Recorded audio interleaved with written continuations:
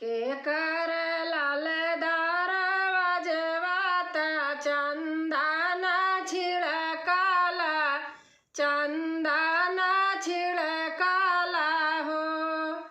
के कर लाल दरवाजवाता चंदन छिड़काला चंदन छिड़काला हो। बहिनी के कारा पतरी तिरियावा पाड़ल भुइया लोटाई दरद नाही अंगवाई दरद नाही अंगवाई हो।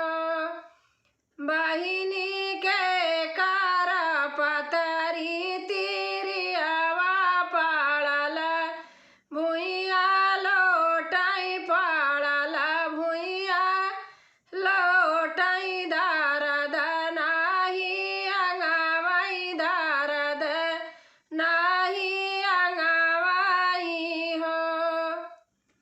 रामा के पतरी तिरियावा पाड़ल भुइया लोटाई पाड़ल भुइया लोटाई दरद नाही अंगवाई दरद नाही अंगवाई हो। रामा के पतरी तिरियावा पाड़ल भुइया लोटाई पाड़ल भुइया लोटाई दरद नाही अंगवाई दरद नाही अंगवाई हो। हे बहिनी दशरथ के लाल दरवाजवाता चंदन छिड़काई चंदन छिड़काई हो। हे बहिनी दशरथ के लाल दरवाजवाता चंदन छिड़काई चंदन छिड़काई हो।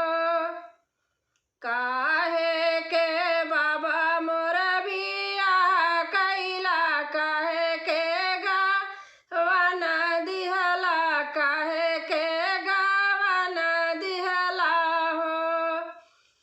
काहे के बाबा मोर बियाह कैला काहे के गावन दिहला काहे के गावन दिहला हो।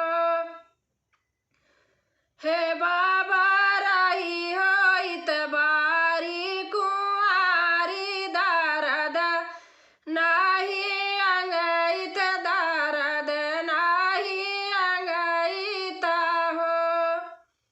हे बाबा रही हो इतबारी कुंवारी दरद नाही अंगईत दरद नाही अंगईत हो।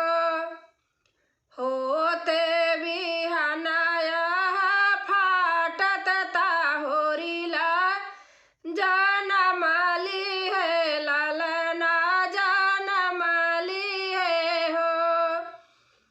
होते बिहन पहा फाटई ललना होरीला जनमली है ललना जनमली है हो। हे बहिनी बाजै लागे आंगने बधाइया उठन लागी सोहर उठन लागी सोहर हो।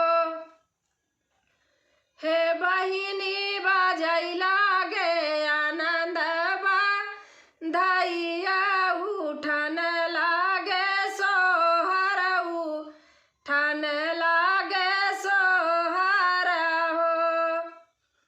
भला ही से